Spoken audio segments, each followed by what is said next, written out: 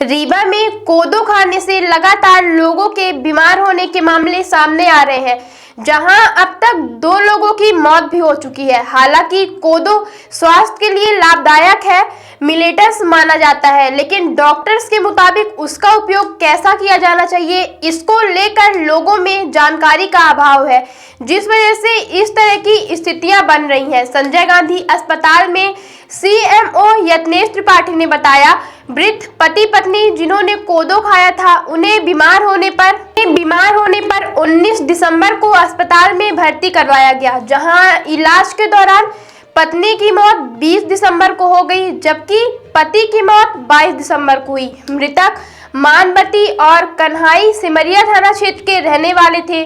CMO ने बताया कि 27 दिन पहले भी कोदो खाने से मनगवा के रहने वाले राम दुलारी साकेत, वाल्मीकि साकेत और अक्षय लाल साकेत बीमार हो गए थे। हालांकि कोदो महत्वपूर्ण फायदेमंद पारंपरिक मिलेटस है, लेकिन कुछ लोग कई साल पुराने फंगस युक्त कोदो का उपयोग कर रहे हैं, वह भी एक कारण हो सकता है। जानकारी के मुताबिक संजय गांधी में बहुत से ऐसे लोग बीमार होकर आ रहे हैं जो ये बता रहे हैं कि कोदो खाने के बाद उनकी तबीयत बिगड़ गई। हमने डॉक्टर से इसके पीछे का कारण जाना। अब हमने पूरे मामले शासकीय स्वशासी आयुर्वेद महाविद्यालय के प्राचार्य डॉक्टर कुलश्रेष्ठ से बात की, तो उन्होंने इसका कारण बताया कि आखिरकार कोदो खाने से लोग क्यों बीमार पड़ रहे हैं। जिन्होंने बताया कि वैसे तो कोदो एंटीऑक्सीडेंट और फास्फोरस से भरपूर और बेहद कम कोलेस्ट्रॉल वाला फायदेमंद मिलेटस है, लेकिन जिसे सरकार भी प्रमोट कर रही है। लेकिन पुराने समय में कोदो को खाने की एक विधि होती थी। ग्रामीण क्षेत्रों में लोग इसे कूट कर खाया करते थे। लाल परत और हरी परत वाला कोदो हानिकारक है। कोदो का उपयोग करते समय हमेशा लाल परत को निकालकर उसका उपयोग करना चाहिए, क्योंकि लाल परत फूड पॉइजनिंग का कारण बन सकती है। वही कोदो के ऊपर एक हरी परत भी बनती है, वो तब बनती है जब कोदो बहुत पुराना हो जाता है या फिर उसमें नमी और फंगस आ जाती है।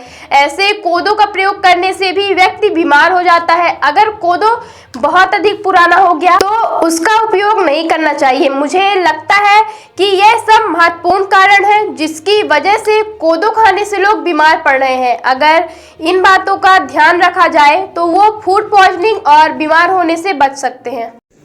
सर, ये कोदो को लेकर कुछ कैजुअलिटी सामने आई हैं, कुछ लोगों की मौत हुई है और कुछ लोग जो है बीमार भी हो रहे हैं। क्या इसके पीछे कारण हो सकते हैं और कोदो को खाते समय किन बातों का जो है ध्यान रखा जाना चाहिए? हाँ, इस समय भारत सरकार का एक प्रमोशन चल रहा है। हमारे माननीय प्रधानमंत्री जी भी इस चीज़ पे विशेष जोर दे रहे हैं कि जो हमारे भारत के जो प्रचलित अनाज थे, मोटे अनाज, वो धीरे धीरे लुप्त हो गए, क्योंकि उनकी मांग कम हो गई, तो इसलिए किसान ने उनका उत्पादन कम कर दिया। लेकिन भारत सरकार इस ओर प्रयास कर रही है कि पूरे विश्व में से, भारत में नहीं पूरे विश्व में इसको प्रमोट कर रही है। तो उसमें कोदो है, कुटकी है, सांवा है और भी 7 अनाज इसमें होते हैं जिनको हम मोटे अनाज के नाम से जानते हैं। बाजरा है, मक्का है। तो इसमें कोदो विशेष रूप से अभी जैसे मीडिया से हमको भी पता चल रहा है कि इस प्रकार की कुछ गाँवों में कैजुअलिटी हुई है। तो उसमें ये है कि एक तो कोदो हम उस दृष्टि से देखें कि उसको आहार के रूप में हम उनका क्या फ़ायदा है। तो उसमें एक एंटीऑक्सीडेंट्स तत्व होते हैं। फास्फोरस की मात्रा अन्य अन्नों की अपेक्षा उसमें बहुत ज़्यादा होती है। तो एंटीऑक्सीडेंट और इस होने की वजह से उसमें डायबिटीज़ में, BP के लिए, शुगर के लिए और भी इस प्रकार की कई बीमारियाँ हैं जिनके लिए वो बहुत ज़्यादा फायदा करती हैं। और ख़ासतौर से कोलेस्ट्रॉल की मात्रा भी उससे बहुत कम होती है। लेकिन इस खाने के समय इनमें विशेष रूप से ध्यान रखना पड़ता है कि इसमें इसको अनाज को खाने के पहले कूटा जाता है। जिस प्रकार से हम दालें कूटते हैं या और भी अन्नों को कूट के फिर बनाते हैं, तो इसी प्रकार से इसको भी, बाजरे को भी हम कूट के इसका छिलका निकाला जाता है। तो इसी प्रकार से इस पर भी एक लेयर होती है लाल रंग की। उसमें संभावना है कि जैसे इसको पुराने रूप में प्रचलित था कि इसको पहले कूटा जाए और कूटने के बाद उस छिलके को निकाला जाए, उसके बाद ही इसका उपयोग चावल के रूप में या आटे के रूप में प्रयोग किया जाता है। लेकिन ऐसा संभावना है, जैसे मालूम तो नहीं किस प्रकार से उनकी कैजुअलिटी हुई है। तो हो सकता है कि उसको छिलके को लोगों ने ना निकाला हो, उस छिलके सहित उन्होंने उसको पका लिया हो और उसकी वजह से उसमें संभावना है कि पॉइजनस इफेक्ट कुछ होगा, तो उसकी वजह से उनका पेट खराब हुआ होगा, फूड पॉइजनिंग हुई होगी, ऐसा लगता है। दूसरा, इसमें विशेष रूप से ध्यान रखना चाहिए कि इसमें नमी आ जाती है। इसको यदि पुराना हो गया हो तो पुराना होने की वजह से उसके ऊपर एक नमी आ जाती है और नमी आ जाने की वजह से उसके ऊपर एक हरे रंग की लेयर जम जाती है। उस हरे लेयर के ऊपर नमी की वजह से और फंगस उत्पन्न होता है उसके ऊपर, जिसको हम फफूंद कहते हैं। तो एक विशेष प्रकार की फफूंद उसके ऊपर आ जाती है। तो उसको भी हम साफ करके उसको उपयोग करना चाहिए, अन्यथा वो फंगस भी जो है वो पॉइजनस का काम कर सकती है और उससे व्यक्ति की तबीयत खराब हो सकती है। तो इन दो बातों का ध्यान रखें कि उसके ऊपर जो हरी लेयर है उसको साफ करके खाएं। एक तो ज़्यादा पुराना हो तो उसको खाएं नहीं, और दूसरा अगर खाना भी है तो उसको साफ करके बढ़िया उसको यूज़ करना चाहिए। दूसरा उसके ऊपर जो लाल छिलका होता है उसके ऊपर, उस छिलके को ही कूट के अलग करके उसके बाद ही प्रयोग करना चाहिए, नहीं तो कुछ न कुछ इसके इफेक्ट, साइड इफेक्ट्स आपको दिखाई दे सकते हैं। तो इन दो बातों का ध्यान रखेंगे तो ये हमारे लिए कोदो एक वरदान साबित हो सकता है और कई सारी बीमारियों से हमें बचा सकता है। धन्यवाद। Every passionate child has a unique story. Mount Era Convent School.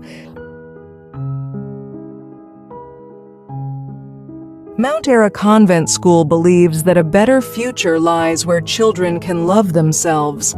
Mount Era Convent School have trained and experienced teacher, modern infrastructure, van facility, big playground, pedagogically designed curriculum, CCTV surveillance in all classes. Nari. Number 7. Classes are available from nursery to 8th in English medium. हमारा पता है mount era convent school, SF ground के पास, ward क्रमांक 44, home guard office के सामने। हमारा number है 99 073 17 81 7